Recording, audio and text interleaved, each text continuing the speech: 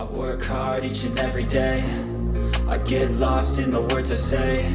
I don't push pause, no I push play.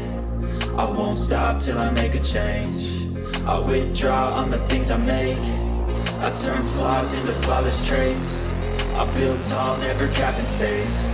I won't stop till I hear him say. Hello everyone, my name is Dale Danker. I'm the president here in Tulsa, Oklahoma, TW Local 514, and I have with me...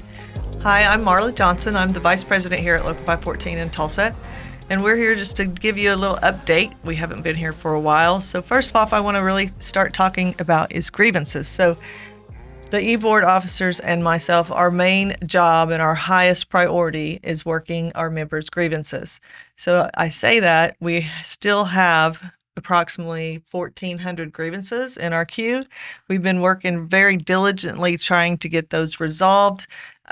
Right now, we are even going to try to work harder because our end goal is to be current working grievances that are here, filed today, and gone within the 2-month time period. So that's what our main goal is, and that's what we strive to be before the end of this year.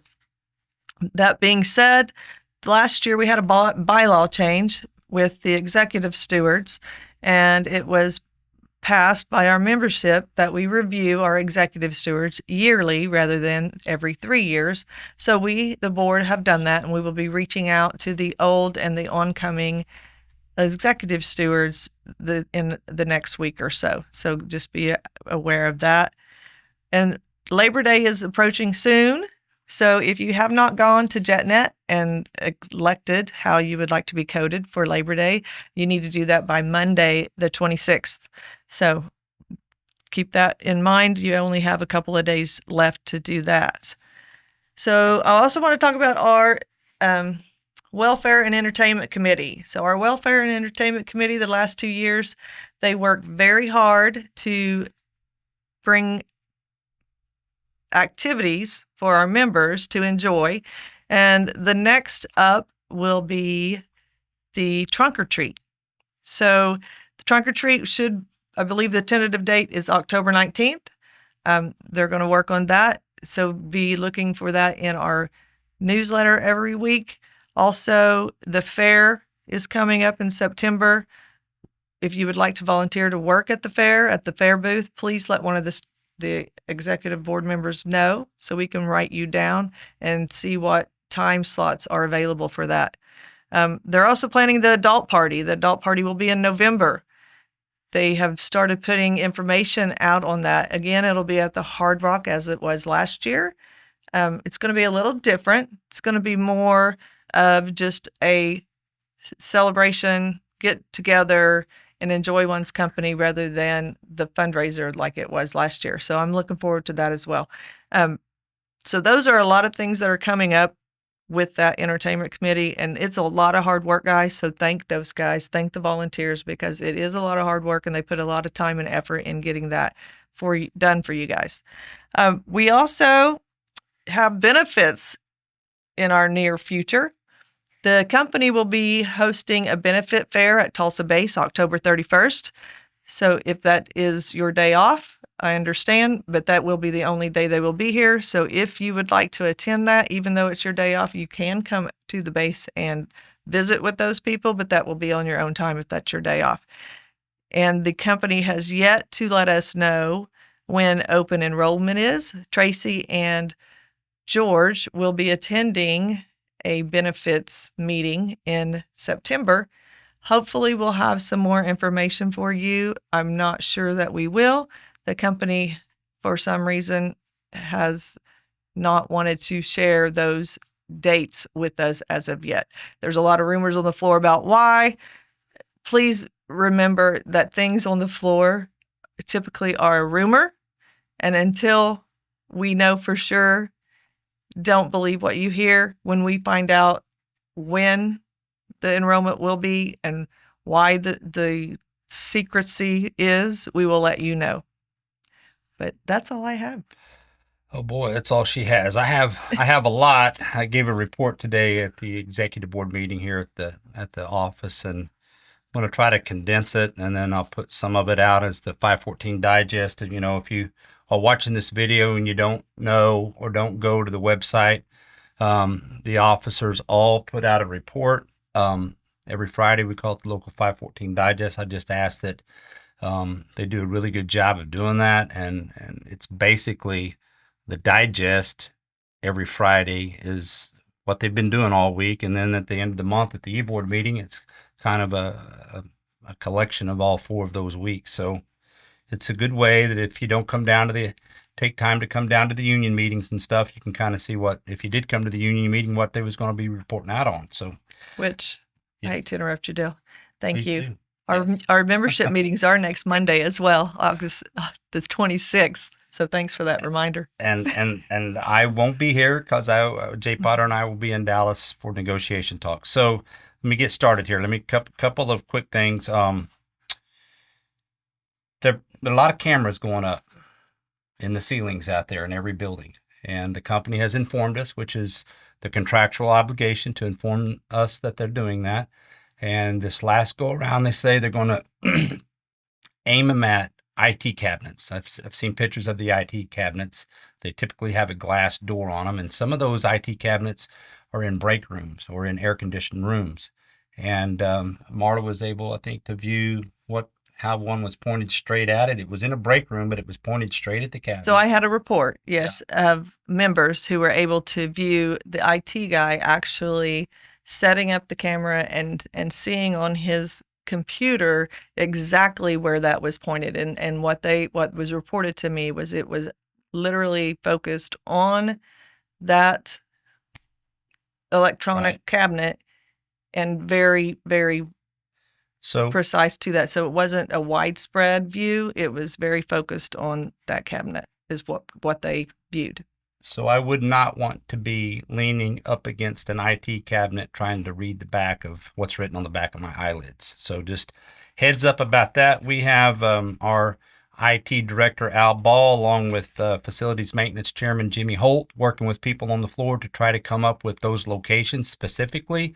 And then we'll build a place on our website where you can go and look in your area and have a look and see where all these cameras are at. But there are a lot of cameras going up. Just heads up about that. Next, Marla and Jay Potter and I attended a meeting a couple of weeks ago now in Denver, 2+ weeks ago. Was called the International AATW President's Meeting. Not AA, that's what's on my note here. But the meeting I'm going to talk about was the meeting on the second day that we did have with Air Division Director Andre Sutton, and we had just the TW president, local presidents, and officers in the room to discuss the upcoming meeting, August 27th and 28th, that the association principal leaders are going to have at headquarters with American Airlines to discuss a potential economic proposal extension to the contract. That's kind of what I've got written here on my report. What I say is the elephant in the room. And there's been a lot of speculation and hearsay on social media, different platforms, the video put out by some talking about it.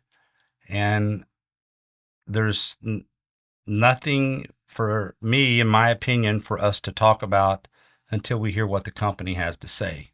I mean, it may be that we meet and they say nothing, or they offer nothing, or we just don't know. But there's been a lot of charts that's been posted. This is a chart that Terry Buck downloaded and laminated, and it's straight off of JetNet. So this information's out there. You could go to the computer at work, sit down, pull this information up on the differences between the healthcare and medical. We discussed that when we voted for this contract last time. We've got a lot of new folks here, but they may not understand that, yes, there is a small percentage of people that's with the EIM that they had negotiated prior to us coming together to have a joint contract. They negotiated a pretty nice healthcare plan, and it would be my goal to try to get us to that healthcare plan or a compensation difference between what our plan cost and what their plan cost, because it's about $2.14 an hour. But whether we get there or we don't get there, if we get a proposal of some kind that the association leaders bring back to the negotiating team after we discuss it, any amendment to the contract would have to be voted on by the membership. And so we would have some meetings, as many meetings as it took to discuss that with you in its entirety. So just want to kind of not really dampen everybody's spirits about the potential of a possible significant pay raise, but we don't even know what the company's going to say next week. So we'll wait till then and we'll talk about it afterwards. One other thing I want to discuss is the potential for future work here in Tulsa. So I know that Mr. Sangrico has informed us that he's going to have town hall meetings next week. And like I said, I would have liked to be there and participate, but I'll be in Dallas with Jay for negotiation talks. But he will be discussing with those that attend the potential future work coming to the Tulsa base and the other bases. All of that was, I guess the company was able to make a better determination of what they could do at the bases after the audit that Raleigh Reeves and Jay Potter were involved in getting the right people in the room. Of course, Jay's always going to volunteer because he likes math, but it was lengthy meetings with the company to get to a point where we could say, these people work in the aero group, these people work in the engine shop, these people work in the component shop. It's Article 6 scope makes a determination of who gets counted and where they get counted at, and what that means for if they bring more work into AO. If they bring more work into AO, and the AO back shops, support shops, at 20% of that number has to be doing component work. And so because of that audit, I believe Ed's going to announce what that would mean for 2025 going forward. So I'm thankful to Jay and for Raleigh for helping get us in the room with the right people to be able to do the audit, so the company can then turn around, hopefully, and bring more work in. That helps everybody. More work, more new people. We're bringing in new people all the time. If you look at the bids on the computer, it talks about Pitt and Charlotte. Did you discuss that? No, I didn't. And you was going to say they go up when and they come back Right. in? So yes, bids do go up on Fridays at midnight, and then they come down on Tuesdays at midnight. So there is a lot of movement, and there will continue to be a lot of movement. Joe and I had a meeting with Ed when Dale was in, where were you? Chicago? I'm not sure where he was. He's gone with this negotiation committee quite a bit. But anyhow, we had that meeting, and there will be a lot of movement. So if you're interested in moving from one work location, one bid area to another, check that, because it does go out to the system. You go into the JetNet, go into the bids and transfers, and put, you can always just put a bid anywhere you want to go. And when that bid comes up, you'll be on that list. Just remember that you're on that list. And if you change your mind and you don't want to go there, then you need to remove your name from that list. Yeah, and after it closes, you can still have 2 days to, even if you're the top to remove your name award person, you can remove your name up to Thursday. The last thing that I want to discuss here is a lot of I get phone calls about the OSM classification and how it's progressed along from when it first came in I think in 95, the SRP, and then it converted over to being called OSM. And then we all took pay cuts, and then we all got pay raises, and the OSMs and the MSPs took the same pay cuts, but didn't get the same percentages going forward. Other groups also didn't get the same percentages going forward, but there's data that we have to look at. You have to compare that to the industry. When you go to the table, you have to have facts of why you're asking for this increase. So let me just kind of read in brief here what I have written that I gave in my report at the e-board meeting. Raleigh Reeves, Jay Potter, Jason Best, and myself, we've been doing research and preparing data for conversations regarding the OSM and MSP pay rates. Those classifications took the same percentage pay cuts many years ago, but have not increased with the exact percentages as other classifications. There are reasons that happened at the time, but we are doing everything we can to bring them back in line. I do hear conversations and I get phone calls from the floor that seem to suggest the OSM classification that asking to be unlicensed mechanic or to eliminate the OSM classification. There's two groups fighting for OSM everything, and it's the ones that have them. It's the Tulsa base and the DWH base. But there's suggestions that I hear that do away with the OSM classification, make everybody unlicensed mechanics.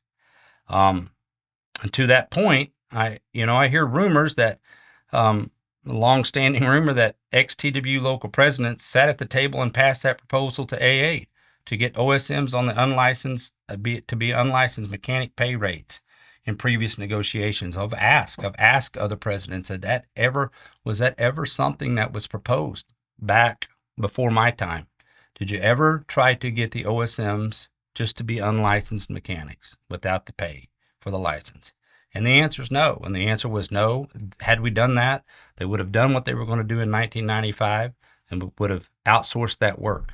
So those jobs are good jobs. OSM and MSP jobs are good jobs. They're mechanic jobs, but they're mechanic jobs that if you do it and move around and you can go to like fast track, if you're on the aero side, you can go to fast track in Oklahoma City and you can get signed off. We've had several people do that. And the ones I talked to, they said they have one regret. And the regret was they wish they'd have done it years and years ago. So we're always going to fight for all classifications to make as much money as we can, have the best annual package with 401k and health and life insurance and time away from work. That's the goal. That's the goal for every classification, no matter what classification or what book you're in. That's the union's goal. That's been past union leaders' goals, and it will continue to be. So when we talk about making a classification an unlicensed mechanic, there's a lot of dangers that come along with that. The OSM classifications here in Tulsa provide a lot of opportunities for airplanes to come to Tulsa, that work to be offloaded in the back shops and go back to the airplane. Now, Jay Potter and I, we had a phone conversation. I believe it was yesterday. Today's Friday. Yesterday on Thursday, Raleigh Reeves had set up a phone call for Jay and I to talk with the economist that the association is going to use. His name is Rich Pantoja. So we did have that conversation. We shared with him a lot of the OSM, MSP type work outside of American Airlines, comparable work, because ultimately, even though other folks have put out videos and charts of their own, out of their own local, it will be Rich Pantoja that puts the charts, pay and health, any chart that we use to compare to outside companies. Rich will be the one that put that together that we can use at the table. So he was grateful that we called and that we shared the data that he wasn't able to get. So, and we'll continue to do that, to work with him to get prepared to have conversations with American Airlines. That's about it for me, Marla. I think we covered just about everything up to date. Marla and I used to try to do an update video every month. I'm not going to make any promises. Sometimes I'm here and she's gone and vice versa. But as things come in, I suspect whatever happens next week with American Airlines and a proposal or a non-proposal, that will probably prompt us to come in and do another video and put everything out on the website. So thank y'all. Take care, and we'll see you later. Thank you, guys. 6 a.m. and I'm up again. I got tired eyes, need a cup of blend. That's right, in the AM, that's my only friend. No light, just the sun coming up on the horizon. I lose track of time, yeah, I move fast and climb a new class divine, yeah, true passion shines. And I'm through passing time, I choose stacking dimes. You snooze half the time while I move passing